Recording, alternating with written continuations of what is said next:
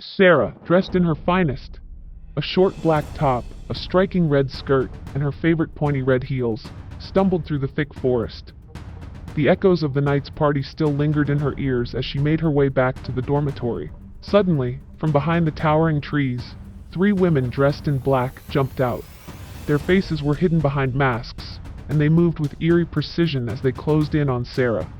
Panic gripped Sarah's heart as they surrounded her. Had she just met with armed robbers in the bushes? Sarah began to beg, her voice trembling. "Take my money. Take anything you want. Just spare my life." The three women continued to stare at her with dissatisfied gazes. Suddenly, one of them brought out a small glass bottle of acid and offered it to Sarah. Shocked, she began to plead. "Please, spare me. I can't drink acid. I've never done anything wrong to anyone. I'm a nun, please. I'm not a bad person. Did someone pay you? I can pay you double." Before Sarah could finish her sentence, one of the masked women forced the acid into her mouth, making her drink the burning liquid. Sarah's screams filled the night air as the acid seared her throat, turning her pleas into gurgles of agony. Suddenly, blood began to pour from her mouth. The women froze, shocked by the violent outcome. They had only intended to silence Sarah, to render her mute forever. But now they watched in horror as Sarah bled out before them. "What have you done?" the leader of the masked women stammered. "I asked you to dilute the acid," she shouted at one of the women. "I did dilute it," the woman responded. "No, what have you done?" the leader cried, realizing too late that one of them had not carried out the instructions properly. The women began to panic. They had become murderers. As Sarah writhed in pain, a chilling realization struck her. She recognized their voices. But before she could grasp the truth, her vision blurred, her strength faded, and she collapsed, her life slipping away. What was supposed to be just another night of sneaking out to party had ended with the forest claiming her, the cold earth swallowing her blood. The women, desperate and panicked, dug a shallow grave beneath the towering trees. There, they buried her in the heart of the forest as the night concealed their crime. As they hurried away, they glanced back one last time, their guilt heavy, their fear palpable. And as they vanished into the darkness, they continued to blame one another for the grave mistake they had made. Perhaps their lives would never be the same after that night. The forest remained still, silent yet knowing. The deed was done, but the dead never truly stay buried. The piercing sirens of the ambulance shattered the morning calm at the Royal Secondary School. The ambulance rushed into the boarding school to carry the lifeless body of a female student. Whispers of shock and disbelief rippled through the crowd of students standing outside, their eyes wide with horror. In her office, head teacher Elder Rufus sat in silence, her hands trembling. Shame weighed heavy on her shoulders. Her thoughts raced, not for the lost life, but for the school's reputation. This must be buried, she thought. The world can never know. In her dimly lit bedroom, Clara sobbed uncontrollably, her body trembling with fear. Her mother, Dorothy, sat beside her, trying to soothe her. But Clara's voice shook as she spoke. "I don't want to go back to Royal College, Mom. There's something there, something I can't see, but it's always there." But Dorothy dismissed it as another one of Clara's episodes, a remnant of the recurring hallucinations that plagued her since childhood. Dorothy smiled softly, reassuring her daughter to stay strong and face school again. Later, Dorothy discussed it with her husband Mike. "It's happening again. Clara's episodes." "But we have treated this," Mike replied. "I thought we were done with this issue for good." Probably, Clara doesn't like the idea of going to boarding school, they thought. So she's creating scenes in her head again. They had paid over ₦1,000,000 to enroll her in the most expensive school in the country, and that money couldn't just go to waste. So they both agreed it was nothing. The next morning, they drove Clara back to Royal College, as the second term of the school year was resuming, unknowingly sending her into the grip of her unseen terror once more. Clara sat in the back seat trembling, with tears in her eyes, telling her parents she didn't want to continue schooling, but they kept calming her down. Her mother took a stop to divert to her office. It was a long journey to the school. When they got there, her father gave her a hug and told her to be strong before leaving. Clara glanced sadly at the car driving away, feeling abandoned. As she summoned the courage to step into the school once more, she lifted her eyes to behold the elegant building standing before her, the renowned Royal College. A school for the richest of the rich, owned by a group of female nuns who ran the affairs of the school. These women prided themselves on the fact that no student who ever attended their school ever failed. Year after year, they produced students with the highest grades. They even showed students their exam questions before they wrote exams, sometimes to eliminate any chances of failure from their students. Even foreigners attended this school due to its popularity and widespread reputation. Clara settled in her class, and as usual, Danny and Brown were on her case again, disturbing her about her response to their proposal for her to take one of them as her boyfriend. Clara was more of a mute most times, hardly speaking to anyone due to her psychological issues, but because of her exceptional beauty, the boys simply couldn't stay away. Their conversation was interrupted by their class teacher, who came in to take their attendance and give the first lesson. "Thank God," Clara said, giving a sigh of relief as the boys left her alone.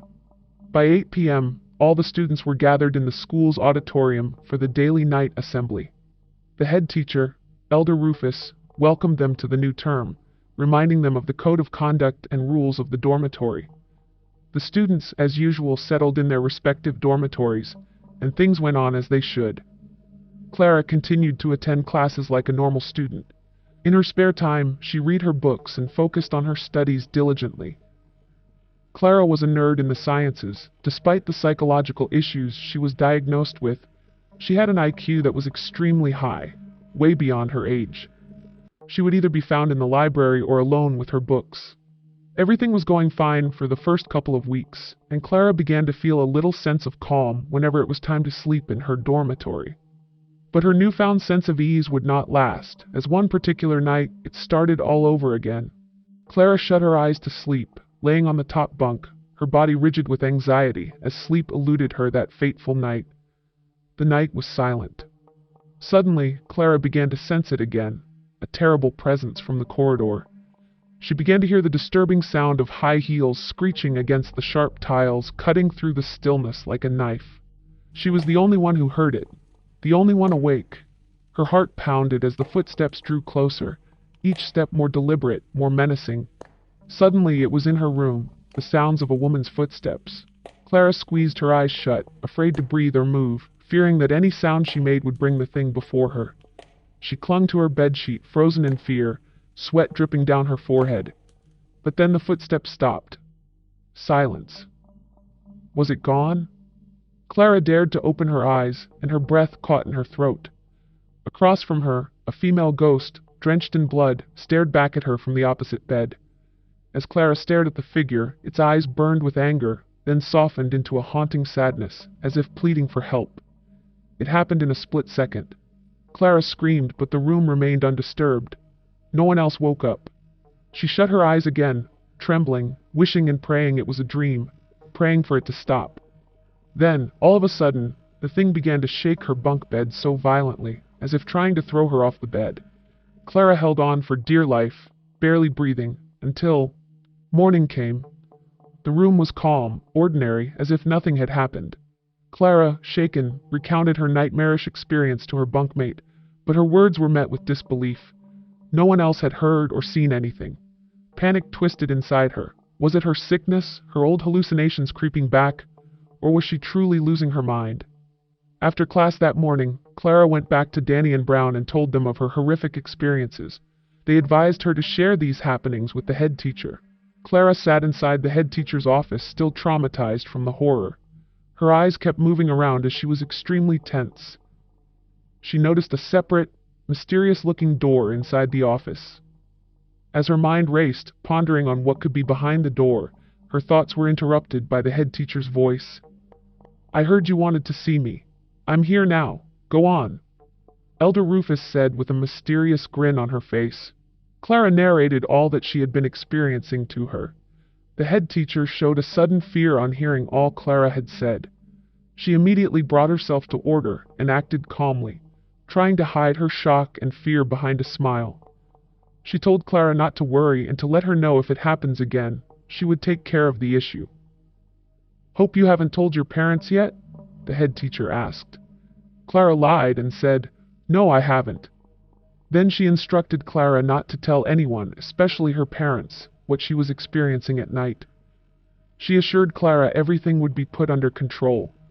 Clara returned back to the two boys, and this time they advised her to make use of the school rosary to pray whenever the spirit came to torment her again.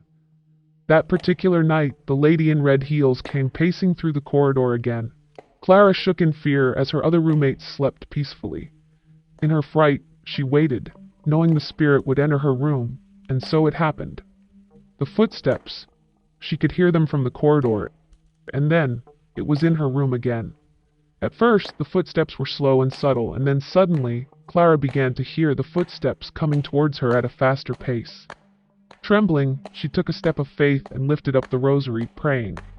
Suddenly, the pacing footsteps stopped. A chilling presence stirred in the air. Clara's breath hitched as a faint, pale glow began to illuminate the opposite corner of the dormitory. Slowly, the ghostly figure materialized, her form emerging from the shadows. The woman stood before Clara, staring at her with deep, hollow eyes that seemed to pull Clara into an abyss of sorrow and despair. She was trying to pass a message to her. What do you want from me? Clara struggled to mutter. Your help. I need your help because only you can help me. Help? Clara was confused and shaking. How? Clara asked the ghost.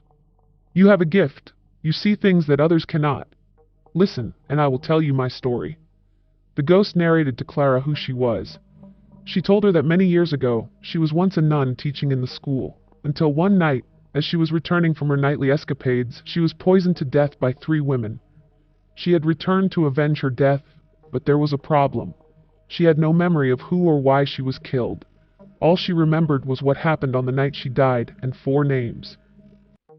She took Clara to the forest behind the school where she was murdered and buried.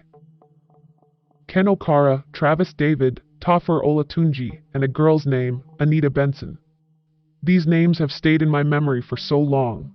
I need to find out who killed me and why, before my time is up, and I will no longer be able to appear in this world anymore. Please, the ghost said to Clara, will you help me grant a dead woman's last wish? Clara was moved to tears. Though she was afraid, she felt so much pity and compassion for the ghost, and she agreed to strike a deal with the mysterious ghost, to help her get her revenge before she fades completely away into the other world. I will return again only when you have the answers, the ghost said before fading into the night. The next day in school, Clara felt a new sense of purpose. She was going to put herself to the test and see how far she could go.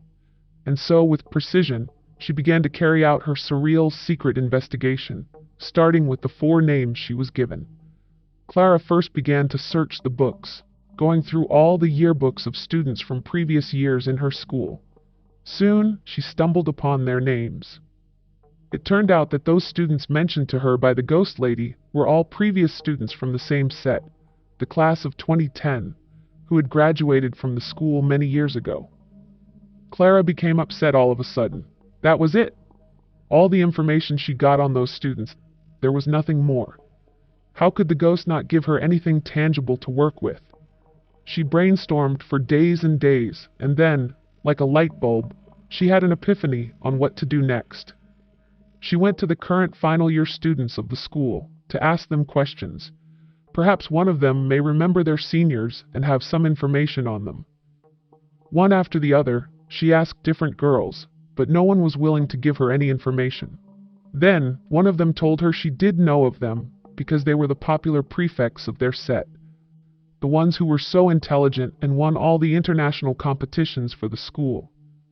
But before their final exams, they suddenly heard that Anita Benson took her own life and committed suicide. She told Clara not to tell anyone, because this was a forbidden secret of the school. She then went on to tell Clara that a few weeks following this incident, the 3 guys were suddenly expelled from the school. They were the senator's children, so everyone was shocked, the senior told Clara. Don't tell anyone I told you this, the girl said as she hurried away to continue what she was doing.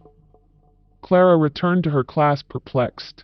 The information she had gotten did not seem to be pointing her in the right direction. The answers seemed out of reach. She was unable to piece the missing puzzles together still. Did the students kill the nun as revenge? Was that why they were expelled? But what about the suicide? As she continued to ponder, she began to think of all the mysterious happenings and things she had either experienced or seen in the school so far. She recalled overhearing the students always gossiping about the head teacher's secret room that no one dared to enter. Clara recalled seeing the mysterious door in her office the previous day. She planned to get into that secret room of the head teacher.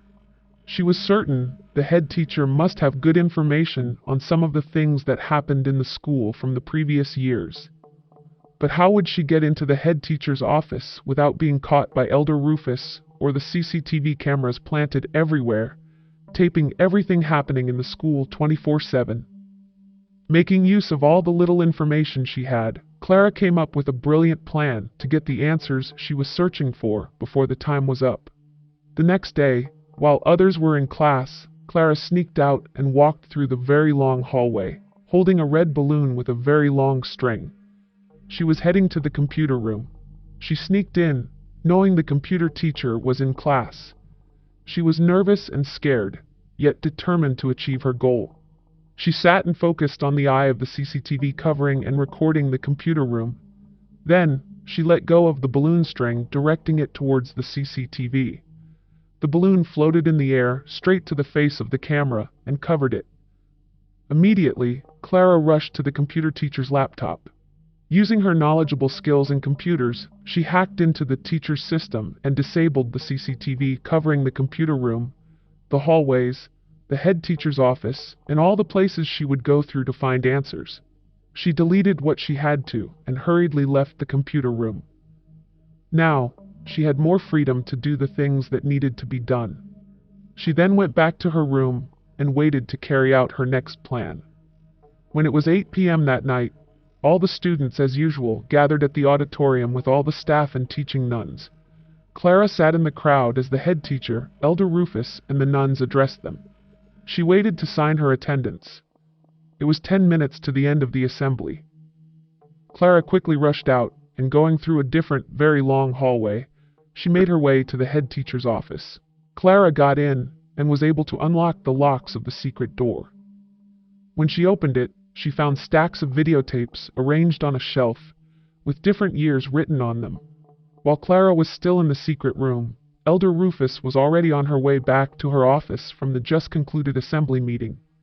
Clara, unaware, took out the tape for 2010, locked the door, and rushed out of the office. It wasn't up to 2 minutes after she left that Elder Rufus got to her office door and entered.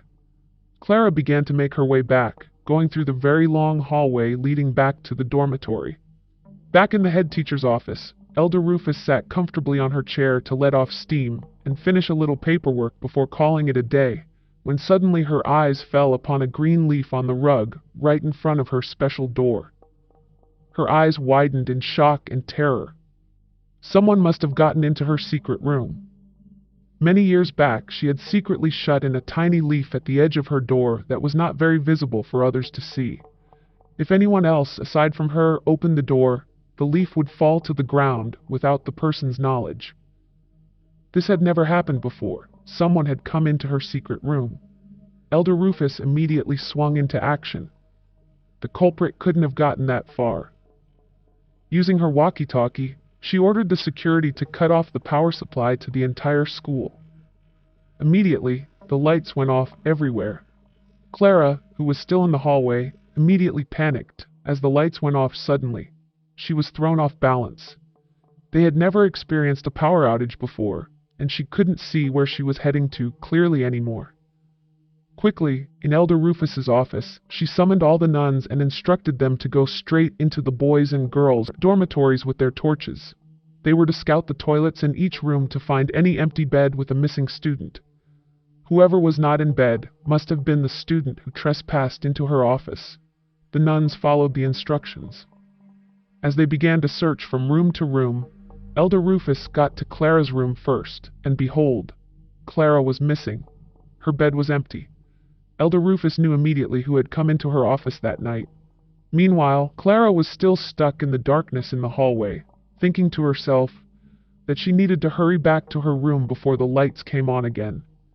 But Clara had no idea what was waiting for her in her room that fateful night. Thank you so much for watching. Please share your thoughts with us by leaving a comment, give a like, share with others, and subscribe for more. And I'll see you in our next story.